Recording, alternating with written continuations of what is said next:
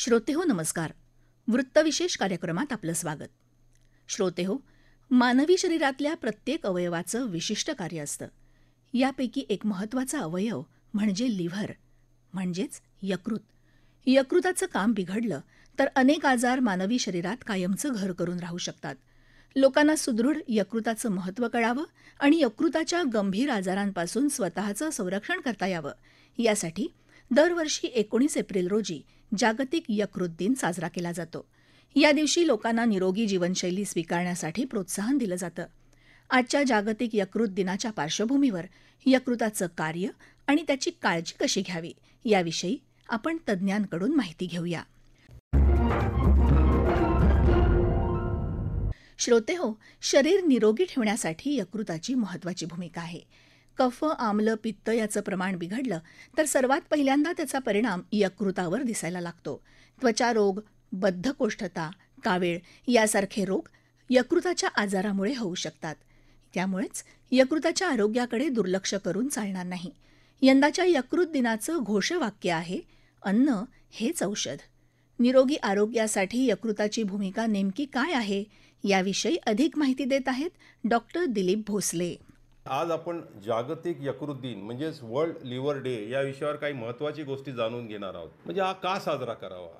हा दिवस यकृताच्या आरोग्याविषयी जनजागृती करण्यासाठी तसेच यकृताचे महत्त्व पटवून देण्यासाठी पाळला जातो. यकृत म्हणजेच लिव्हर हे आपल्या शरीरातील एक अत्यंत महत्त्वाचे अवयव आहे. हे शरीरातली विषारी घटक काढून टाकणे म्हणजे टॉक्सिसिटी काढते, पचनास सहाय्य करते, शर्करा साठवण म्हणजे साखर म्हणजे जे शुगर असतं त्याचं स्टोरेज होतं आणि प्रथिने तयार करणं म्हणजे प्रोटीन्स तयार करते, अशी अनेक कामं करते. तरीसुद्धा यकृताच्या आजाराकडे लोक दुर्लक्ष करतात. आणि याची कारणं काय आहेत यकृत विकारांची? यकृताचे आजार अनेक कारणांनी होतात. अल्कोहोलचे अतिसेवन करणं, ज्याला आपण अल्कोहोलिक लिव्हर डिसीज म्हणतो, व्हायरल इन्फेक्शन की ज्याच्यामुळे हेपॅटायटिस ए, बी, सी, डी, ई हे प्रकार आहेत आणि त्याचा योग्य प्रकारे त्याचा तपास करून त्याचं ट्रीटमेंट करणं गरजेचं असतं. जास्ती चरबीयुक्त आहार म्हणजे जे जास्ती तेलकट वगैरे खातात की त्यांना फॅटी लिव्हर डिसीज पण होऊ शकतो. आणि हे बघितलं आहे की मधुमेह आणि स्थूलता म्हणजे डायबिटीस आणि ओबेस म्हणजे असे जाड पेशंटना लिव्हरवर परिणाम होऊ शकतो. कधी कधी औषधाचे दुष्परिणाम पण होऊ शकतात की ज्याला ड्रग इंड्यूस लिव्हर इंजरी असं पण म्हणतात. म्हणून जे काय आपण औषधं घेतो ते बरोबर डॉक्टरांच्या सल्ल्याने घेणं जरुरी असतं. त्याच्यानंतर काही अनुवंशिक कारणं पण असतात की ज्याला आपण जेनेटिक डिसऑर्डर पण असं म्हणतो. आणि सगळ्यात महत्त्वाचं म्हणजे अयोग्य जीवनशैली की जे लोक खाण्यापिण्यामध्ये बरोबर आहार घेत नाहीत की त्या लोकांना जास्त त्रास भोगावे लागतात. यकृत आजाराची लक्षणं म्हणजे काय आहे? एक म्हणजे थकवा येणं, त्यांना भूक न लागणं, वजन कमी होणे, डोळे आणि त्वचा पिवळे होणे की ज्यालाच आपण जॉन्डिस किंवा पांडुरोग असं म्हणतो, पोट फुगणे ज्याला डिस्टेन्शन म्हणतो आम्ही, उलटी आणि मळमळ होणे. आणि टाळण्यासाठी एक्झॅक्टली आपण काय करायला पाहिजे की मद्यपान टाळा किंवा मर्यादित ठेवा. जे आपण अल्कोहोल, दारू हे सगळे जे पितो ते शक्यतो ज्याला लिव्हरचा त्रास आहे त्यांनी तर बंदच करायला पाहिजे. आणि इव्हन बाकीच्यांनी पण ते कमीत कमी किंवा नाही पिलं तर चांगलीच गोष्ट आहे. संतुलित आहार घ्या, तेलकट तळलेले पदार्थ टाळा, नियमित व्यायाम करा, साखर आणि मिठाचं प्रमाण मर्यादित ठेवा, लसीकरण करून घ्या. विशेषतः जे हेपॅटायटिस बी हा आजार आहे तो लसीकरण करून किंवा वॅक्सिन घेऊन प्रिव्हेंट करू शकतो आपण. स्वच्छतेची काळजी घ्या, दूषित पाणी आणि अन्न टाळा, औषधं डॉक्टरांच्या सल्ल्यानेच घ्या कारण काही औषधामुळे लिव्हरवर परिणाम होऊ शकतो. यकृत विकारांचं निदान आणि उपचार एक्झॅक्टली काय आहे की हे यकृताच्या खूप काही तपासण्या आहेत, पण सगळ्यात महत्त्वाचे म्हणजे जी ब्लड टेस्ट आहे ज्याला आपण रक्ताचं चाचणी म्हणतो की ती लिव्हर फंक्शन टेस्ट. दुसरं आहे अल्ट्रासोनोग्राफी. तिसरं आहे फायब्रोस्कॅन. फायब्रोस्कॅन युजली लिव्हर सिरोसिस या आजारासाठी त्याची सिव्हिरिटी किती आहे ते बघण्याकरता केला जातो. दुसरं आहे बायोप्सी की ज्याने लिव्हरचा एक छोटासा तुकडा काढून तो तपासायला पाठवला जातो आणि त्याच्यामुळे आपल्याला कळतं की एक्झॅक्टली काय आजार आहे तो. त्याच्यानंतर औषधोपचार, योग्य आहार आणि जीवनशैलीतली सुधारणा हे करणं फार जरुरी आहे. आणि कधी कधी एवढा गंभीर होतो हा आजार की ज्याच्यासाठी कधी कधी लिव्हर ट्रान्सप्लांटची पण गरज भासू शकते. तर या सगळ्यांच्या मध्ये निष्कर्ष काय निघतो की यकृत हा न बोलणारा अवयव आहे. तो त्रास झाल्यावरच आवाज करतो. म्हणूनच तोपर्यंत आपण जागरूक राहणं गरजेचं आहे. जागतिक यकृत दिन साजरा करण्यामागे हेतू हा आहे की आपण लिव्हरच्या आरोग्याबाबत जागरूक व्हावं, इतरांना पण जागरूक करावं आणि लवकर लक्षणं ओळखून उपचार घ्यावेत. चांगल्या आरोग्यासाठी यकृताची काळजी घ्या. श्रोतेहो, यकृत हा आपल्या शरीराच्या पचन व्यवस्थेचा एक प्रमुख भाग आहे.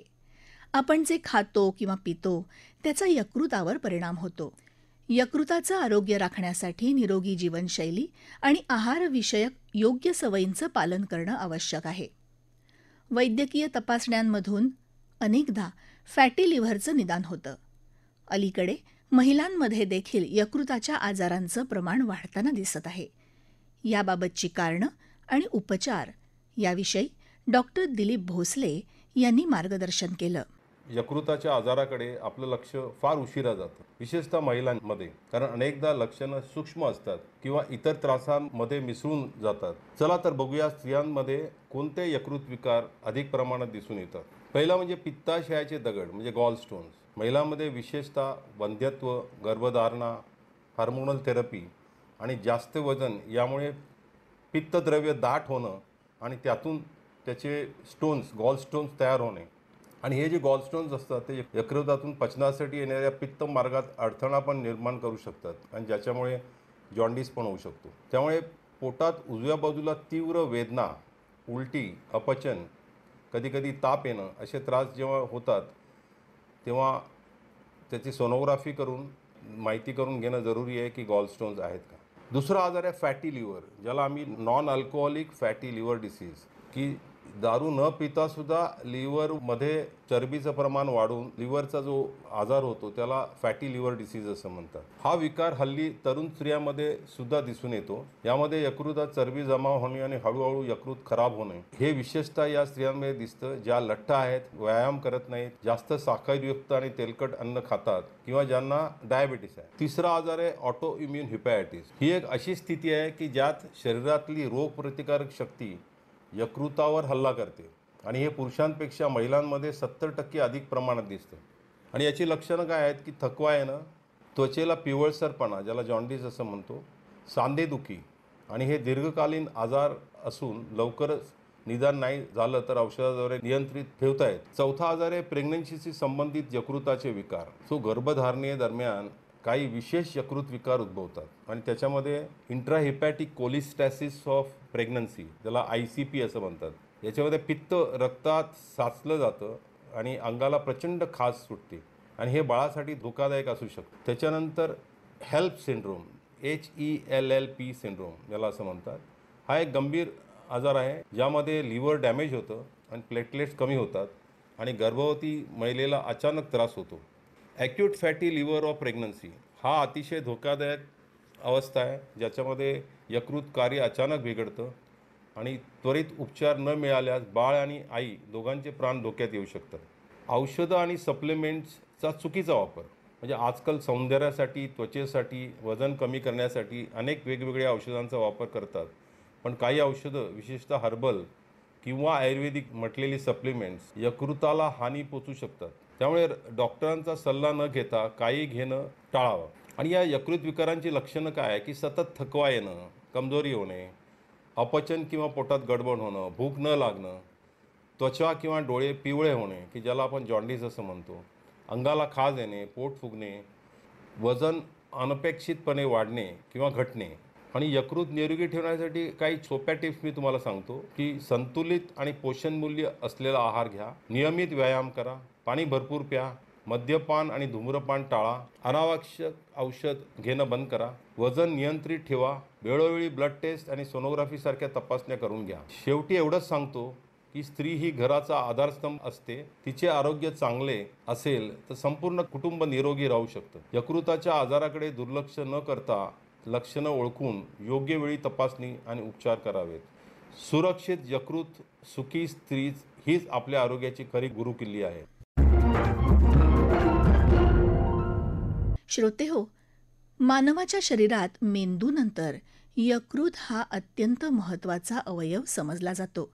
यकृताशिवाय माणूस जगू शकत नाही असं म्हटलं तर चुकीचं ठरणार नाही. आजच्या जागतिक यकृत दिनी आपण यकृताचं आरोग्य जपण्याचा संकल्प करूया. श्रोतेहो, आपला वृत्तविशेष हा कार्यक्रम आपण न्यूज ऑन AIR या ॲपवरही लाईव्ह ऐकू शकता आणि तसंच आमच्या मुंबई एअर न्यूज या यूट्यूब वाहिनीवर आणि आकाशवाणी मराठी बातम्या या पॉडकास्टवर देखील या कार्यक्रमाचं ध्वनिमुद्रण आपल्याला कधीही ऐकता येईल. याबरोबरच आजचा वृत्तविशेष हा कार्यक्रम संपला. हा कार्यक्रम आकाशवाणी मुंबईच्या प्रादेशिक वृत्त विभागानं सादर केला. संपादक आणि सादरकर्त्या भावना गोखले, निर्मिती सहाय्य तन्मय जाधव, लेखन आणि समन्वय प्रिया नारायण जाधव, निवेदन राजश्री आगाशे.